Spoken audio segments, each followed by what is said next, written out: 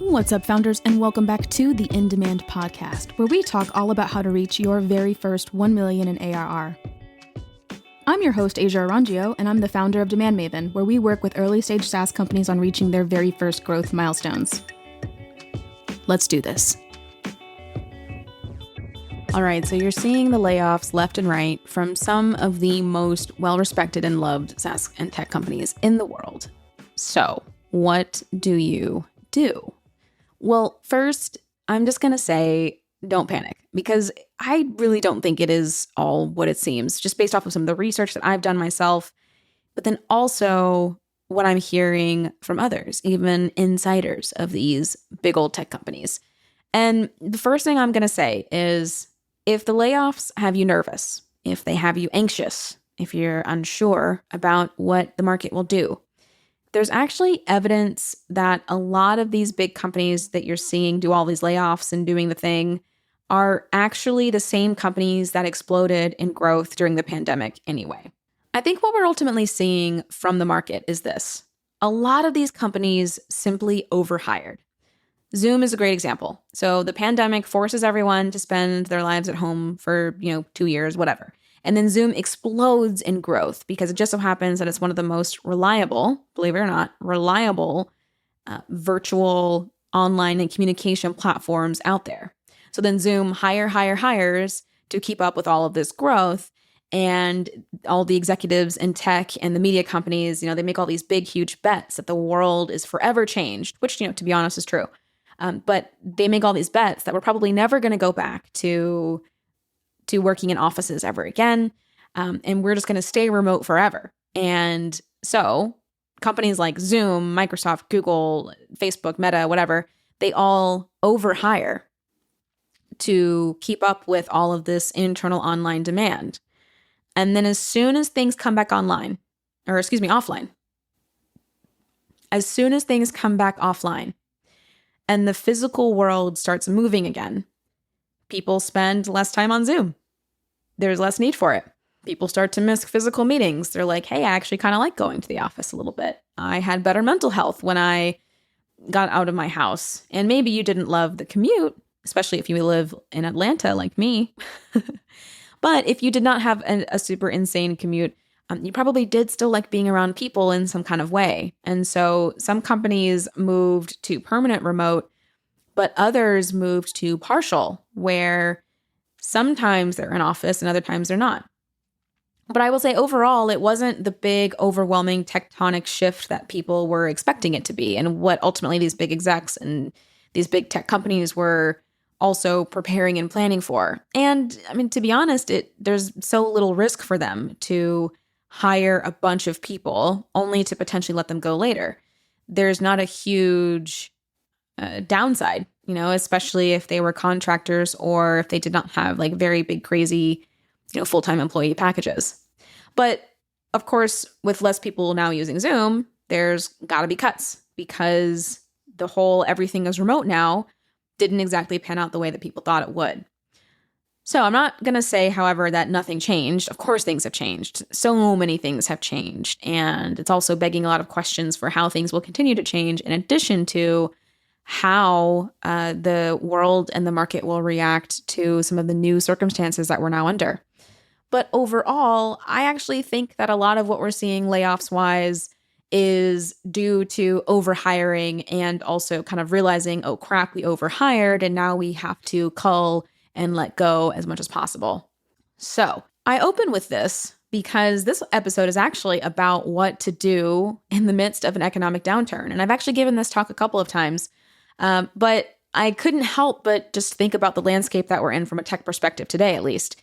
We're seeing tech layoffs left and right, and it kind of feels like we're in a recession. And I actually saw this really amazing thread by Patrick Campbell, which I'm sure you all know, as previously CEO of ProfitWell, Price Intelligently, got acquired by Paddle. Overall, great guy. But our good friend Paticus was talking about how it almost doesn't matter if we are actually in a recession or not, because most of the market believes that we are, which is so interesting how psychology can, at the end of the day, win. But I say all of this to say, though, that I was going to open up with like, okay, like here's what you should do in an economic downturn. And to be honest, it kind of seems like on the one hand, depending on who you ask, we are. And on the other hand, depending on who you ask, we're not. But the layoffs, they still make people nervous. They still make the market nervous. But I think in reality, if we look back in the past, I think that they just simply overhired. And once one company starts doing it, then all the companies start doing it. So once Microsoft or Google or Apple or whoever does the layoff first, then it kicks off this massive trend of, oh man, maybe we should do it too. It's already in the news. Might as well. When it comes to a true economic downturn, and in any capacity, whether you feel like we're in one or not, even if the market believes we're in one, in a true market downturn context, the biggest thing to remember is that layoffs and cuts aren't necessarily the best way to create an environment of growth. It is if you need to do it to, of course, survive. So I'm not going to say that not, cutting the team or laying off folks. Like, I'm not going to say that that's not a way to ensure survival if that is truly what it comes down to. You absolutely will need to make cuts if you are overspending. I think that that's just a harsh reality. And if your burn is way too high, if you're quickly running out of runway, then, making cuts is going to be the obvious answer here. But if you're actually not experiencing that, you might not need to make cuts because making them doesn't actually create growth. It just simply creates, hopefully, a better profit base. But it doesn't necessarily mean that you will grow. So let's break down where growth actually comes from. Spoilers, customers. Growth actually comes from one place. It's customers. And I know that sounds so obvious, but I think that we forget it all the time. It's not just that you increased leads or that you increased traffic. It is that you increased customers. That is really where growth comes from. You could grow all the traffic in the world, but if you don't ever convert those people, they never actually become customers. And that's really where the growth comes from. But even still, we have a few growth levers. So some of those growth levers include increasing in leads, traffic, etc. This is acquisition. You could increase in sales, activation. You can increase in retained customers, retention. You can increase in upsell or cross-sells, expansion, increase in referrals. Also, a combination of acquisition / expansion, depending on how you think about it. And then increasing in revenue. So this is revenue operations or growth operations, depending on whatever word you want to use. But this is things like optimizing pricing. You're going to notice that these are pirate metrics. So while growth levers can be served in the form of pirate metrics like this, at the end of the day, all of these are around customers. This is correlated to customers in some specific way. Because growth comes from this one specific place, if we are experiencing any kind of recession or economic downturn, we kind of have to take a step back and think about how we optimize that thing and all of the things around customers. Because when we optimize for customers, we cannot help but see growth. That's just how pretty much every single company I've ever worked for or with has ever experienced. And then also any company that I've ever observed in the SaaS space, when they really focus on customers, they usually almost always accomplish their goal. These steps are actually steps that Patrick Campbell actually listed out in one of his threads previously about what to do when it comes to a recession. So I'm going to give, hat tip, of course, to our friend, our good boy, Patrick Campbell over there. But something that he mentioned was the first step is to actually get default alive. This actually goes back to layoffs and cuts. If layoffs and cuts means that you get default alive in a recession or an economic downturn, then yes, this is going to be necessary. Otherwise, there's other things that you can cut that will also potentially help you get default alive. So for example, are there contracts that you might need to renegotiate? Are there different software or subscriptions or things that you are spending money on? Maybe not people, but there is some overhead that could be renegotiated, reworked, decreased, or cut entirely to help you also get default alive.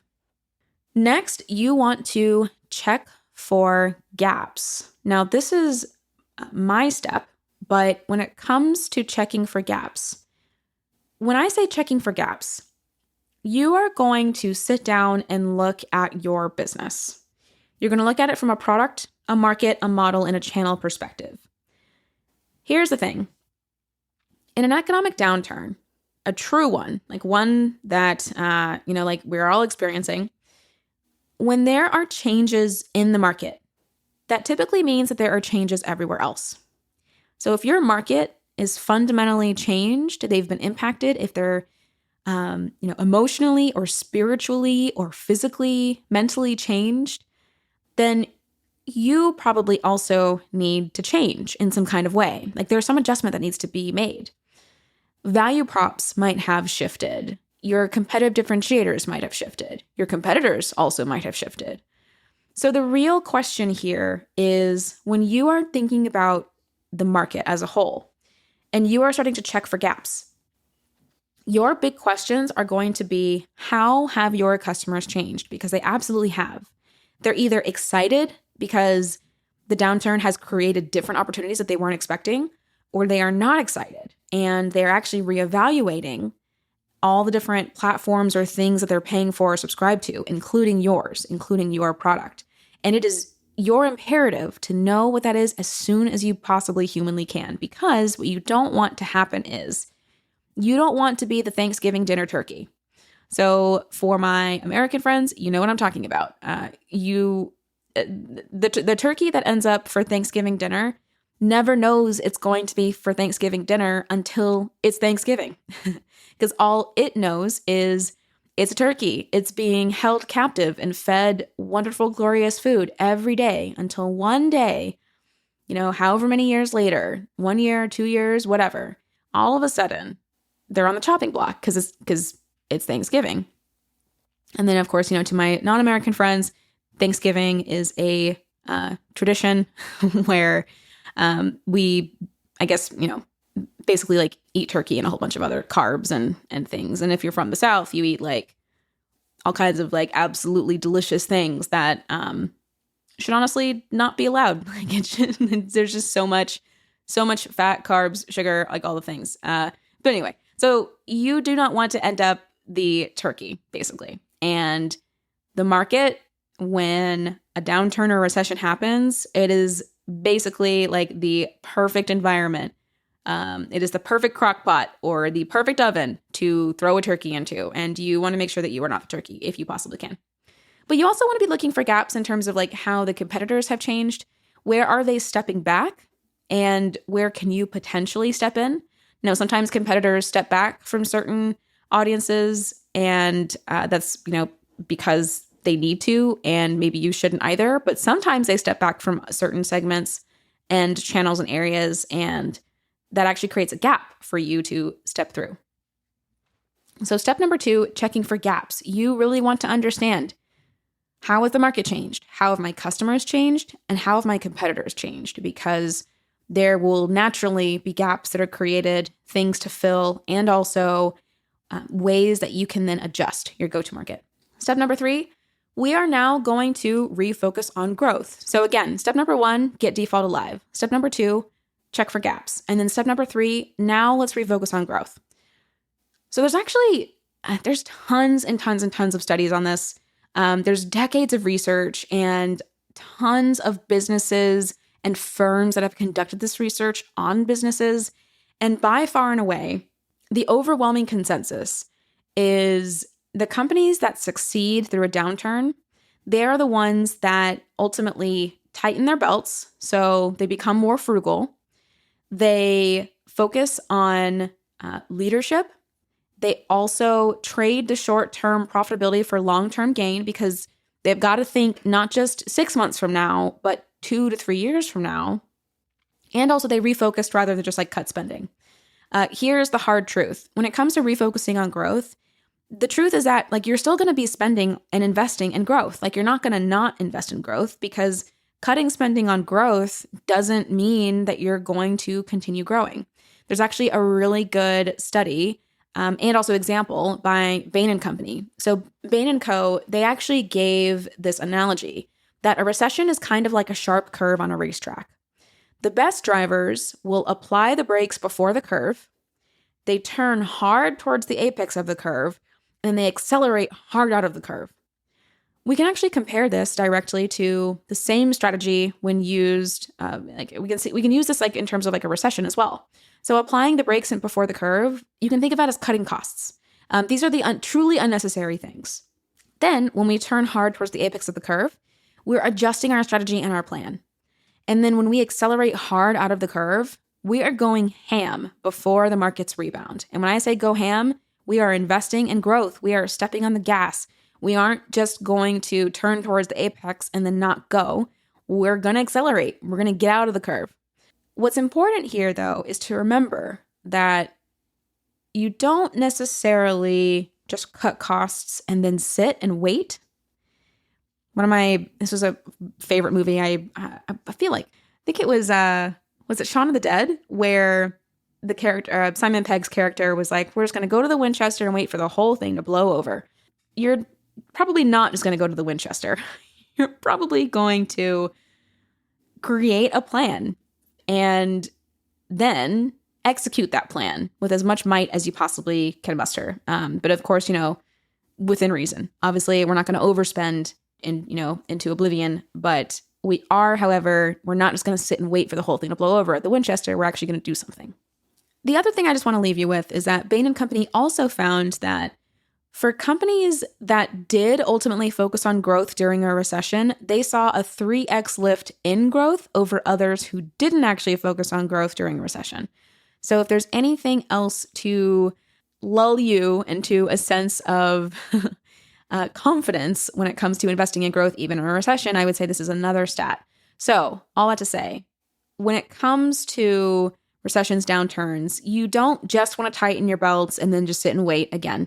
You actually do want to continue investing in growth, but just make sure that it's not, random, willy-nilly growth. It's very focused, and it is also something that you are likely to invest in.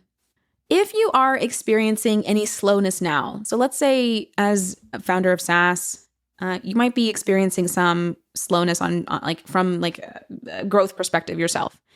If you are, it's also probably because of growth challenges long before the pandemic, meaning you probably need to focus on customers with the highest LTV point blank period.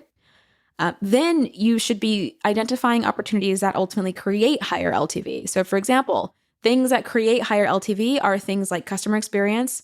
Those are features. There's also UX improvements that can be made, but it's also going to be long-term bets. And where a lot of teams get in trouble is they will prioritize short-term bets over long-term bets because it's hard for them to see outside of the recession. It's hard for them to see not just 6 months from now, but 2 years from now. So long-term bets here are going to be extremely important whenever you're thinking about, again, accelerating out of that curve.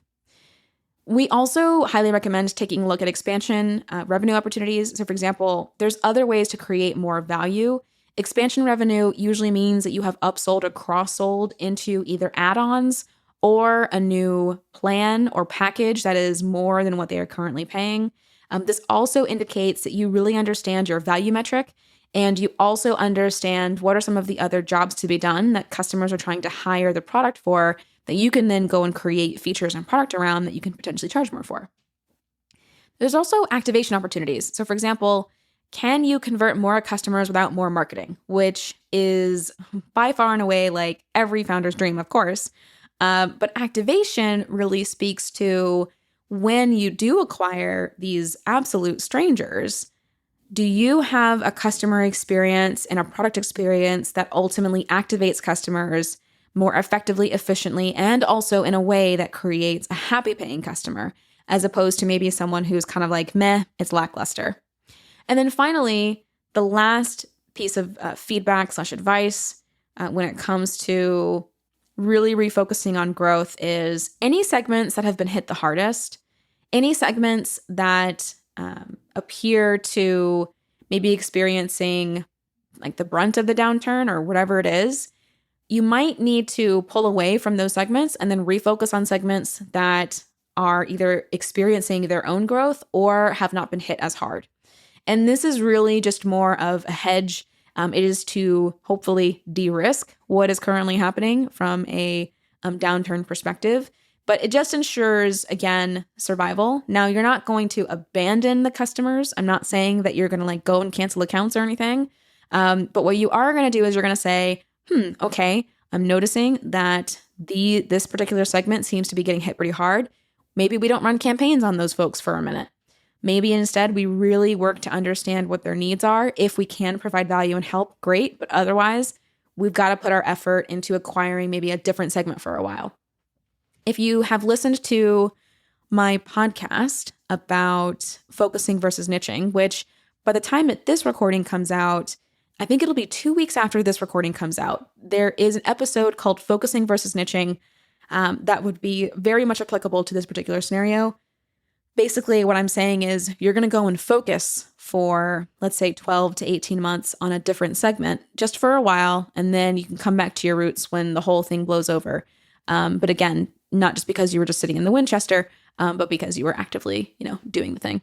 So as a recap, get default alive. Again, this is where the cuts that you absolutely have to make do make sense. If you don't have to make them, you might, you honestly might be better served to have the capacity to grow anyway. But if getting default alive means cutting costs and reducing overhead, then you got to do what you got to do at the end of the day. Step 2, we're going to check for gaps. When the market changes, other things will naturally change around outside of it. So your big to-do is to understand, have your customers change? If they have, how have they changed? What implications do those changes have on the product and also how they buy? And then finally, how have the competitors changed? Have they shifted in any kind of way? Where are they stepping back where you can step in? And then finally, we're going to refocus on growth. I made the argument that it's not just about cutting costs. We are going to still invest in growth. The biggest difference is that we're going to be frugal, but we are going to be focused, and we're not going to get distracted by bright and shiny objects during this time. We are going to craft a strategy and a plan that we really believe in, that's based off of data and insight, and also maybe a little bit of intuition. And then we're going to go ham on the gas pedal out of the apex of the curve. Again, coming out of the recession or whatever it is, downturn, whatever, as confidently as we possibly can. But again, when it comes to growth and any slowness that you might be experiencing, just remember that some of that might be from before, in the before times, but also in terms of focusing on growth, you'll need to realign to customers with the highest LTV. You'll need to start identifying opportunities that create higher LTV. And also don't forget about expansion revenue, activation opportunities, and then also potentially refocusing on a different segment for a while because other segments have been hit pretty hard. Okay, that is all I got for you today. I hope this was helpful. I also hope that you're not like freaking out or panicking. I think at the end of the day, I think more than anything, more people are like nervous about, like the layoffs and like the tech scene and blah, blah, blah.